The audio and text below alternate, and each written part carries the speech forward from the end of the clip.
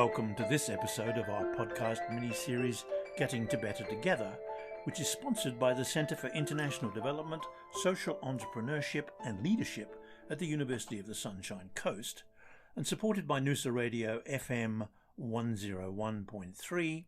I am your host, Richard Bawden.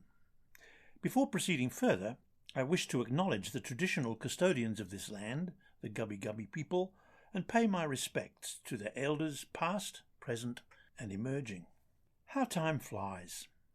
It seems like only yesterday when I was seated here in the sound studio at the university recording my very first solo introductory podcast in this mini-series. Actually, it's more than 2 years and more than 40 episodes ago. As I announced at that time, this mini-series was to be a contribution to the university's initiatives in the public service that we call engagement. We would move beyond our standard academic work of teaching and research and talk in public, to the public, about matters that we believe deserve the critical attention of us all, that actually demand increased understanding, which, if we achieved it, we hoped, would lead to better actions, better practices and behaviours within a context of the collective adoption of much greater responsibilities towards nature as well as to each other. The mission, as I stated at the time, was to actively engage with and contribute to critical public discussions about how the most pressing and complex issues of the day might be more responsibly, effectively and collectively addressed within the context of the continuing development of the states of sustainable and inclusive well-being in an ever-changing world. A world that's been described as a VUCA world, a V-U-C-A, vulnerable, uncertain, complex and ambiguous. And this is far removed from the sort of historical world that we used to live in, which was not so vulnerable, which was more or less certain, which was, or could be, determined to be relatively simple, and which, in terms of decisions and judgments, relatively unambiguous. But that surely is no longer the case. So within this VUCA context, I guess, there are 5 key questions that immediately emerge. The first is, what are the most pressing, complex issues of the day? Secondly, what constitutes improvements to the situations that they present? Thirdly, who gets to decide what better means in the contexts? What needs to be done to achieve both the processes and substance of betterment in that context? In other words, getting to better together. And, therefore, who needs to do what has to be done? These are crucial questions, and in terms of the notion of engagement, it is this idea of togetherness, of stakeholders together deciding what are the most pressing, complex issues of the day and what does constitute improvement to their situations. Because so often we will disagree. We will disagree about what the most pressing issues are. We will disagree about what we think constitutes better. We will even disagree about who needs to decide all of these things, who has the power, who has the influence. And if we ourselves don't have it, from whom must we take it? What was the intended audience, or what is the intended audience of this mini-series? Well, we thought the phrase thoughtful and committed citizens captured it pretty well. People who were prepared to reflect on all of the questions that I've just posed. And people who are committed enough to be able to then reflect on those questions, think about them, and then discuss with ourselves together or within our communities what should be done, with the emphasis on should, and I'll come to that a little later. Your host, well, that's me. My name is Richard Bawden, as you know, and I am an adjunct professor at the University of the Sunshine Coast with a long and varied history of life as an academic, mostly elsewhere. I started way back when as an agricultural scientist in England.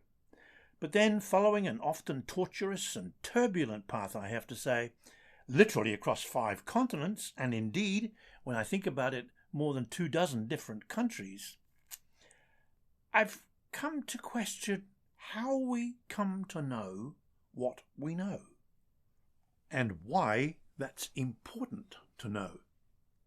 It's important to the way we live our lives, or better put, how we ought to live our lives as responsible citizens in what's clearly emerging to be, as we said earlier, an all too vulnerable planet. And therein lies the very crux of the issue. How does each one of we billion or so try to come to know what's happening around each of us? This is of profound significance to what we do in response. How do we form our opinions, make our decisions, and come to our judgments as the basis for the actions and practices that we take in the world about us, as individuals, but also as collectives, as families, as communities, as societies, and so on? It is of fundamental importance to the ultimate fate of this world, of this planet, and of course we ourselves with it. How do we inform ourselves? How do we come to know, at a time in human history when, in addition to the extraordinary amount of information available to us through so many different channels of media, we're also prey to so much confusing jargon, to specialised languages, to disinformation, misinformation, fake news and alternative facts, denialism, to plain lies and deceit. In these circumstances, who can we trust? Where can we find trustworthy evidence that we need to support what we need to know? How can we escape our own psychological biases and prejudices? How do we deal with conflicts and dissonance? How do we learn to readjust our profound worldview, beliefs and assumptions when we discover that they are limiting to our understandings? These are some of the basic questions that motivated us to launch this initiative in the first place, all the while recognising and deeply appreciating the realities of day-by-day concerns for balancing the household budgets in the face of so many inflationary pressures. Yet they remain questions that we do need to urgently address. We hope that through conversations with a wide range of scientists, politicians, business people and members of the general public, we would be addressing the pressing issues of the day in ways that would provide some increased understanding of the issues, and therefore give some indications of what we can do as individuals and as collectives, both at the local as well as the global levels. These matters would include climate change, the COVID and other pandemics, environmental pollution, and the declining biodiversity of nature, with the ever-increasing rates of extinction of species. On the socio-cultural front, they would include civil unrests, war, political instability, corruption, economic recessions and depressions, social inequitabilities, and the lack of inclusion of the disadvantaged. We would relate these to the 17 Sustainable Development Goals, and we would be coming back again and again to what we see as the failings, or at least the inadequacies, of education at all levels, from primary through to lifelong learning, with respect to responses to these challenges. Each of these matters is complex in and of itself, but to make matters even more difficult, each is interconnected with the others in ways that deny the standard approach of problem solving. As Mark Twain had it, for every simple problem there is a solution that is simple, neat, and inevitably wrong. And this, incidentally, is why we choose to talk about pressing issues rather than problems. We're seeking improvements to complex and urgent circumstances, not solutions to nice little discrete problems. We conclude that improvements can only be seriously and sensibly addressed when we work together towards betterment as informed citizens. In our very first episode, we took inspiration from the American anthropologist Margaret Mead, who claimed, never doubt, that a small group of thoughtful, committed citizens can change the world. Indeed, it is the only thing that ever has. So it is to you, our thoughtful and committed citizens, to whom we will be continuing to reach out and with whom we will continue to engage.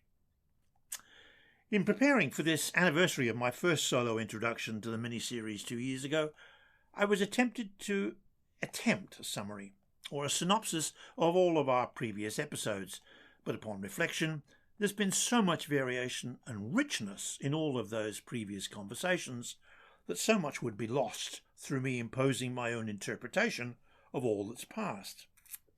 In this solo episode, I want to make a claim for a particular set of what I call intellectual and moral foundations, basis of our knowledge, essentially, which I maintain will help all of us to better understand what's happening in the world about us and how we should act accordingly.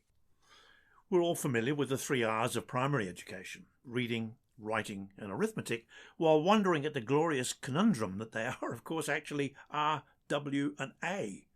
So much for encouraging correct spelling. I want to now propose 3 E's as the essential foundations for education beyond primary. Like the 3 R's, they're certainly not all that we need to make sense of what's happening, but they are foundational to such understanding. These 3 different areas of domains of human knowledge, ecological, economic and ethical, represent 3 different perspectives or ways of knowing. Each, as it happens, is a representative of one of the 3 classical divisions of knowledge and knowing: the natural sciences, the social sciences and philosophy, respectively. Yet, as we are fast discovering, each is inextricably associated with the other 2 when it comes to our attempts to make sense of what's happening to the world around us. I propose that without understanding the basics of ecology, economics and ethics, and heeding their principles as well as their practices, we are unlikely to make much progress towards betterment, to a situation where the most pressing issue on Earth today is actually the future of the Earth itself and us with it. The tragedy is that there's nothing new in this concern. The Earth is fast becoming an unfit permit for its noblest inhabitants, we humans, and another era of equal human crime and human improvidence would reduce it to such a condition of impoverished productiveness, shattered surface of climatic excess, is to threaten the deprivation, barbarism, and perhaps even extinction of our own species. So said the American geographer George Perkins Marsh in 1864. We've clearly paid little heed to his warning for more than a century and a half. As Inga Anderson, the UN Under-Secretary General and the Executive Director of the UN Environmental Programme, recently stated, nature and biodiversity is dying the death of 1 billion cuts, and humanity is paying the price for betraying its closest friend. Just a few weeks ago, representatives from governments from all around the world came together to agree on a new set of goals for guiding global action to hold and reverse the loss of biodiversity, the variety that's represented by the 8 million or so species of life forms currently on Earth. The plants, the animals, the microorganisms, with all the different genetic information that they contain. Quite remarkably, it's been calculated that around 150 different species of living organisms become extinct every day. And that translates to 3 per hour for every day of the year. This is hundreds, if not thousands of times higher than the natural baseline rate. In a paper published in 2011, just a dozen years ago, the authors state the following: can human activity really be significant enough to drive the Earth into a new geological epoch?